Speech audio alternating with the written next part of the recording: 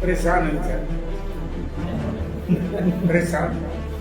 उसको वो समझ गया, जब लोग कोरोना में मर रहे थे ये माल लूट रहे थे, चरित्रहीन भ्रष्टाचारिता, अगर 2 चीज पर दाग लगे वो परिवार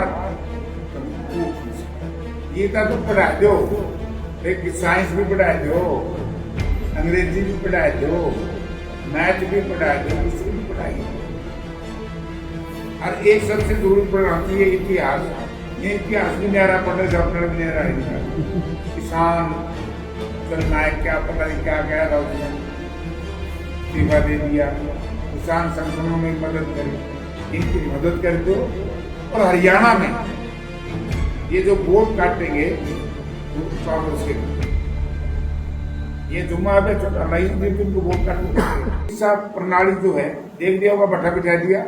जो न्यू एजुकेशन पॉलिसी है उसमें तो कुछ गलती नहीं है, और रिजेक्ट कर दिए बच्चों ने। आप एक बात देखो, सरकार के हर व्यक्ति से मेरा खुला चुनौती है, बीजेपी के जो मतदाता हो चाहे नेता हो, वो ये जाकर के देखो कि गवर्नमेंट कॉलेज में कितने एडमिशन अब की बात पिछले साल से कम हुए। बच्चे कॉलेज में जाना पसंद नहीं करते क्योंकि न्यू एजुकेशन पॉलिसी इनकी फेल है। ये देश को ये समझो कि कैपिटलिज्म की तरफ, पूंजीवाद की तरफ ले जाना चाहिए। तो स्कूलों में गीता पढ़ाई जाएगी, गीता तो पढ़ा दो, एक साइंस भी पढ़ा दो, अंग्रेजी भी पढ़ा दो, मैथ भी पढ़ा दो, दूसरी भी पढ़ाई। और एक सबसे जरूरी पढ़ाती है इतिहास। ये इतिहास भी न्यारा पढ़ने से अपना भी न्यारा है। एक नेताजी न्यू में बोले 1960 में सरदार पटेल आकाशवाणी पे गए, अब रिकॉर्ड भी दिए, और 60 में तो थे को नहीं।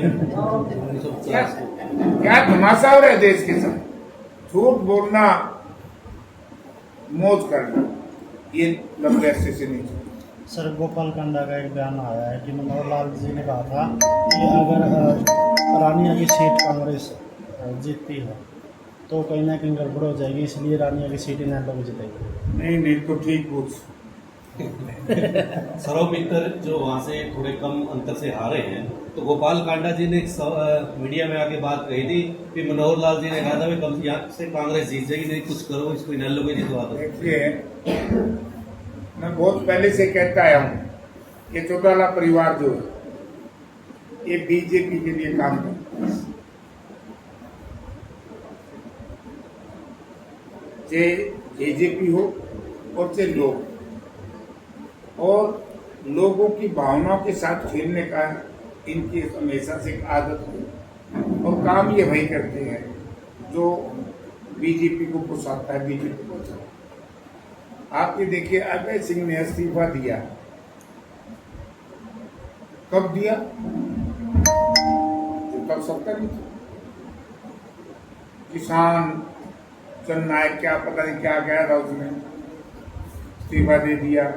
किसान संगठनों में मदद करी, आम आदमी ने भी मदद करी, बीजेपी के खिलाफ जो चुनाव जीता, चुनाव जीतती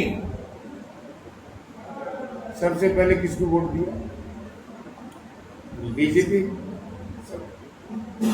राज्यसभा में फिर वाइस प्रेसिडेंट का आ गया, उपराष्ट्रपति का, वो भी बीजेपी को वोट। फिर राष्ट्रपति महोदय का आ गया, वो भी बीजेपी को वोट। फिर पार्लियामेंट आ गई, पार्लियामेंट में हर जगह बीजेपी को सपोर्ट किया। अगर अभय चौटाला का बेटा कुरुक्षेत्र से चुनाव लड़ता, उसकी तो जुबान जब कोई वोट ही साठ जा रहा है, और आम आदमी पार्टी कांग्रेस समर्थित उम्मीदवार, तो वो आ रहा है 22,000 से 29,000 से, तो ये उसके लिए काम करे ना, बीजेपी के लिए। इस हार में सारा गुंबा खड़ा हो गया, वह तो नुकसान ने हिम्मत मार ली, सारा सौदा इकट्ठा हो गया था कांग्रेस के खिलाफ, लेकिन बड़ा भारी वोट से लोगों ने जिताया, कांग्रेस को जिताया, जेपी को जिताया। तो चौटाला वालों को के बारे में तो सबको पता है, जेजेपी बीजेपी दोनों ही बीजेपी के लिए काम कर रही है। और जब मैं इसको कहता था, अभय सिंह तू नेता प्रतिपक्ष है, सरकार की पॉलिसियों को के खिलाफ बोल, सही है गलत है, सरकार की हर चीज को उजागर कर। बोला नहीं, मनोहर लाल तो मेरे सामाजिक संबंध है, पारिवारिक संबंध, कई बार कह दिया सारा कुछ। अगर बीजेपी से तुम्हारे संबंध हैं तो लोगों को क्यों परेशान कर रहे हो, वोट खराब करो। तो इसलिए ये फैसला हुआ था। मैं दोबारा याद दिला दूं, गोपाल कांडा ने कहा कि मुझे मनोहर लाल जी ने कहा था कि सरसा में इनकी मदद कर दो, और हरियाणा में ये जो वोट काटेंगे वो कांग्रेस के काटेंगे। ये जुम्मा है चौटाला ही तुमको वोट काटोगे। सर, कल एक भूषण चौटाला ने बयान दिया है कि बाबू बेटा का राज विधानसभा में रहा, लेकिन इसको कांग्रेस तोड़ नहीं पा रही है। अगर ऐसा ही चलता रहा तो कांग्रेस विपक्ष का नेता नहीं बना पाएगी। क्या दिया उसने?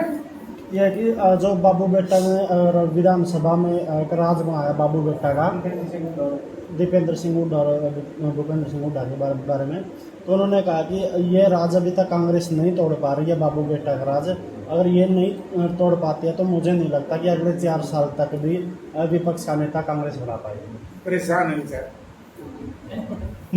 परेशान। उसको वो समझ गया, जब लोग कोरोना में मर रहे थे ये माल लूट रहे थे, इनको मालूम नहीं क्या? अरे भाई, एक बार राजनीति में भ्रष्ट का दाग लग जाए, लग गया ना, घटेगा नहीं, माथे पे होगा माथे। ये परिवार जहाँ जाएगा भ्रष्टाचार दिखेगा। प्रधान जी बंद कमरे में मीटिंग करके आए थे, ये मामला ये चरित्रहीन भ्रष्टाचारिता, अगर 2 जिस पर दाग लगे वो परिवार कभी उठ नहीं सकता। दुष्यंत वाली मीटिंग को बता दो, दीपेंद्र के साथ मिलकर ना तो MP साहब दीपेंद्र जी की ताई का स्वर्गवास हो गया था, बैठने वो सामाजिक बात है।